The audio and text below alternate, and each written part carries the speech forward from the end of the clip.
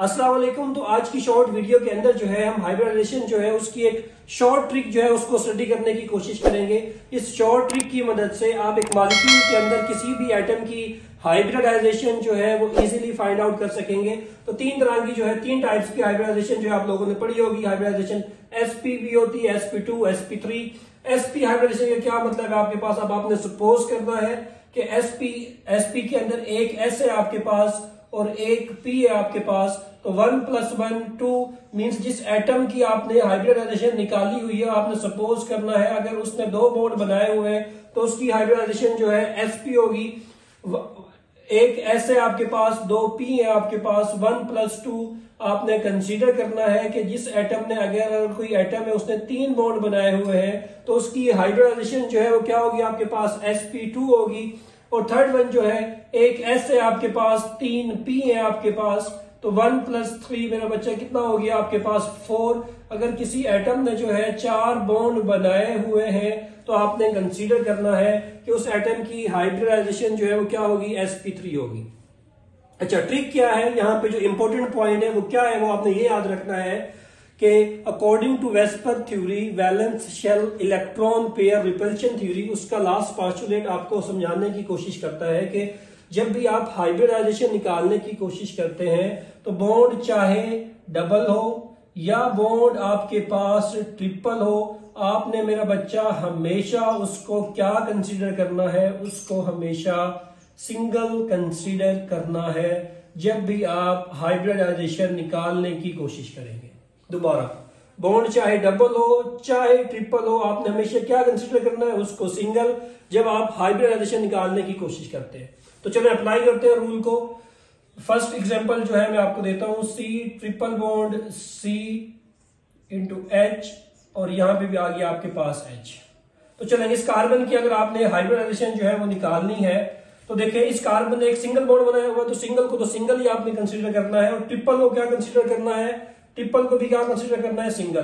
तो एक यहाँ पे और एक यहाँ पे 1 + 1 2 हो गया। अगर किसी एटम ने दो बॉन्ड बनाए हुए हैं तो उसकी हाइब्रिडाइजेशन क्या होगी मेरा बच्चा? sp। मीन इस कार्बन की हाइब्रिडाइजेशन क्या है आपके पास? sp है।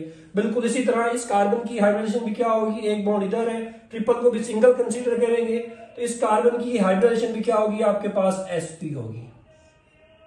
sp होगी। चलिए अब sp2 की तरफ आते हैं। आप जो है कोई भी एग्जांपल ले लें। लेट्स सपोज आप इथीन की एग्जांपल ले लेते हैं। इथीन की एग्जांपल, ये इथीन की एग्जांपल जो है मैंने लिखी है आपके सामने। CH यहाँ पे CH, यहाँ पे CH। इस इथीन की एग्जांपल के अंदर देखिए इस कार्बन की अगर आपने हाइब्रिडाइजेशन निकालनी है तो सिंगल को सिंगल, सिंगल को सिंगल, एक बॉन्ड यहाँ पे एक बॉन्ड यहाँ पे, डबल को क्या कंसीडर करना है? सिंगल बॉन्ड कंसीडर करना है। तो इस कार्बन एटम ने जो है तीन बॉन्ड जो है वो बनाए हुए हैं तो तीन बॉन्ड अगर बनाए हो तो उसकी हाइब्रिडेशन क्या होगी आपके पास? sp2 होगी। तो ये जो कार्बन है इसकी हाइब्रिडेशन क्या है आपके पास? sp2 है और इस कार्बन की हाइब्रिडेशन भी क्या है आपके पास? sp2 है आपके पास। थर्ड एग्जांपल पे आते हैं, sp3। आप जो है इथेन की एग्जांपल जो है इसमें ले सकते हैं। इथेन की एग्जांपल, तो इथेन की एग्जांपल जो है CH यहाँ पे भी CH। ये इथेन का जो है स्ट्रक्चर लिखने की मैं कोशिश कर रहा हूं आपके सामने। ये H, ये H और ये H, ये आपके पास इथेन का मॉलिक्यूल है। इस इथेन के मॉलिक्यूल के अंदर अगर आपने इस कार्बन की हाइब्रिडाइजेशन निकालनी है तो बच्चे कैसे निकालेंगे कि यहाँ पे इस कार्बन को देखें, सिंगल को सिंगल, एक, ये एक, ये एक और ये एक। तो चार बॉन्ड जो है इस कार्बन ने बनाए हुए हैं। अगर चार बॉन्ड इस कार्बन ने बनाए हुए हैं तो हाइब्रिडेशन क्या होगी आपके पास? sp3 होगी। मींस बॉन्ड चाहे डबल और ट्रिपल को सिर्फ आपने सिंगल कंसीडर करना है। सिंगल को तो बच्चा सिंगल ही कंसीडर करना है आपने। तो यहाँ पे इसकी भी sp3 है। इस कार्बन की हाइब्रिडाइजेशन क्या है आपके पास? इस कार्बन की हाइब्रिडाइजेशन भी आपके पास क्या है? sp3 है। चले एक कॉम्प्लेक्स मॉलिक्यूल जो है वो लिखने की कोशिश करता हूं आपके सामने। अब आपने जो है अप्लाई करना है इसको वीडियो को पास करके कि इस कार्बन के अंदर जो है कौन कौन सी हाइब्रिडाइजेशन जो है वो मौजूद है, कितने तरह की हाइब्रिडाइजेशन जो है इस कंपाउंड के अंदर मौजूद है। आपने पास करना है वीडियो को, फिर आपने बताना है। चलो मैं अब आपको जो है बताने की कोशिश करता हूं। अगर आप इस कार्बन की जो है हाइब्रिडाइजेशन निकालने की कोशिश करें तो इस कार्बन ने ट्रिपल बॉन्ड बनाया हुआ है, ट्रिपल को सिंगल, यहाँ पे भी सिंगल, यहाँ पे भी सिंगल, तो 1 + 1 2 बॉन्ड बनाए हुए हैं। तो इस कार्बन की हाइब्रिडाइजेशन क्या होगी मेरा बच्चा? sp2 होगी। sp होगी आपके पास, sp, दो बॉन्ड बनाए हुए। अच्छा, आपने अगर बेंजीन के जो है किसी भी कार्बन की हाइब्रिडाइजेशन निकालनी है तो बेंजीन जो है ये बेंजीन रिंग जो है ये आपके पास मौजूद है, फिनाइल रिंग जो है यहाँ पे मौजूद है। यहाँ पे अगर आपने किसी भी एटम की जो है कार्बन एटम की हाइब्रिडाइजेशन निकालनी है तो कैसे निकालेंगे? लेट्स सपोज अगर आपने इसकी निकालनी है हाइब्रिडाइजेशन, इस कार्बन की जो है क्या होगी आपके पास, तो इस कार्बन ने सिंगल बॉन्ड बनाया हुआ है, एक बॉन्ड, डबल को क्या कंसीडर करेंगे? सिंगल, तो सिंगल को सिंगल, तो 1 + 1 + 1 3 हो जाएगा। तो इस कार्बन की हाइब्रिडाइजेशन क्या होगी आपके पास? sp2 होगी, sp2 होगी। अच्छा, अगर आपने जो है इस कार्बन से, अच्छा इसकी भी sp2, इसकी भी sp2, इन सब की जो है हाइब्रिडेशन क्या होगी आपके पास? sp2 होगी, इसकी sp है। अच्छा, इस कार्बन की अगर आपसे कहा जाए कि इस कार्बन की हाइब्रिडेशन आप निकालो तो आप कैसे निकालोगे? कार्बन के साथ 3 H लगे हुए हैं, मैं इन 3 H को जो है ऐसे लिख देता हूं आपके सामने ताकि कोई मसला ना बने आपको समझने के लिए। ये 3 H जो है ये मैंने ऐसे लिख दिए आपके सामने। अगर आपने अब इस कार्बन की हाइब्रिडाइजेशन निकालनी है तो कैसे निकालेंगे? 1 + 1 + 1 + 1, ये 4 हो जाएगा आपके पास। अगर 4 बॉन्ड बनाए हुए तो क्या होगी आपके पास? sp3 होगी। तो इस मॉलिक्यूल के अंदर जो है 3 तरह की हाइब्रिडाइजेशन जो है वो एग्जिस्ट करती है, sp2 भी है, sp भी है और sp3 भी है।